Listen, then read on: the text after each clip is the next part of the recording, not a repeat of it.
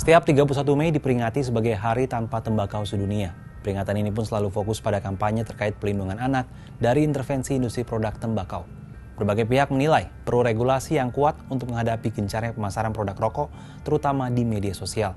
Hal ini pula makin mengingatkan dunia akan ancaman epidemi dan bahaya tembakau yang terjadi secara global. Pasalnya, data Kementerian Kesehatan menunjukkan perokok di Indonesia terus mengalami peningkatan, tak hanya di orang dewasa, namun juga pada anak-anak. Belakangan anak-anak semakin terbelenggu dengan asap rokok, baik sebagai perokok pasif maupun aktif. Angka perokok pada anak juga masih tinggi di Indonesia. Berdasarkan riset Kesehatan Dasar tahun 2023, jumlah perokok anak usia 10 hingga 18 tahun terus meningkat dari 7,2% pada 2013 menjadi 9,1% pada 2018 atau sekitar 3,2 juta anak. Jumlah ini diperkirakan akan melonjak menjadi 6 juta anak di tahun 2023. Situasi ini pun membuat Indonesia berada di peringkat ketiga jumlah perokok anak terbesar di dunia setelah China dan India. Tak hanya itu, jumlah anak yang masuk kategori perokok pasif juga cukup tinggi. Survei Ikatan Pelajar Muhammadiyah dan Institute for Social Development di tahun 2022 menunjukkan 78,43% pelajar SMP dan SMA terpapar asap rokok. Mereka terpapar asap rokok di tempat bermain, angkutan umum, dan rumah. Risiko terpapar menjadi perokok pasif ini pun tak main-main. Ikatan Dokter Anak Indonesia atau IDAI menyebutkan, jika anak yang menjadi perokok pasif lebih rentan untuk mengalami gejala batuk lama, pneumonia, dan asma.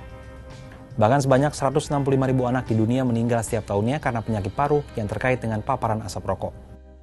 Dampak buruk dari merokok sebenarnya sudah diketahui oleh banyak orang. Namun sejauh mana sebenarnya upaya pemerintah untuk mengatasi persoalan ini? Pada 2024, Presiden ke-7 RI Joko Widodo menerbitkan Peraturan Pemerintah Nomor 28 Tahun 2024 tentang Peraturan Pelaksanaan Undang-Undang Nomor 17 Tahun 2023 tentang Kesehatan. Aturan itu memuat 1.171 pasal yang mengatur secara khusus zat aditif, yakni produk tembakau dan rokok elektrik dalam 34 pasal. Tujuan utamanya adalah menurunkan prevalensi perokok dan mencegah perokok pemula. Oleh karena itu, pada pasal 434 PP Nomor 28 Tahun 2024 mengatur sejumlah larangan penjualan produk tembakau dan rokok elektrik di lokasi yang mudah diakses pembeli. Larangan itu diantaranya larangan penjualan kepada setiap orang di bawah usia 21 tahun, ada lagi larangan penjualan dalam radius 200 meter dari satuan pendidikan dan tempat bermain anak. Meski demikian, larangan-larangan pada tingkat masyarakat ini memerlukan penegakan aturan yang tak mudah dalam pelaksanaannya. Direktur Jenderal WHO, Tedros Adhanom, dalam siaran pers menuturkan masyarakat harus dilindungi dari ancaman rokok, terutama anak-anak dan remaja. Pemerintah di setiap negara harus memperkuat upaya untuk melindungi anak-anak dan remaja agar tidak menjadi sasaran industri tembakau dan nikotin. WHO merekomendasikan antara lain penerapan fasilitas umum yang 100% bebas asap rokok, larangan perasa pada rokok elektronik, larangan iklan, promosi dan sponsor, peningkatan cukai rokok, serta peningkatan kesadaran masyarakat akan taktik industri dan bahaya rokok.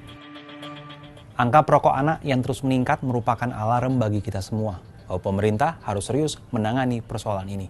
Kalau menurut Sobat Kompas, apa tanggapannya terkait tingginya angka perokok anak di Indonesia?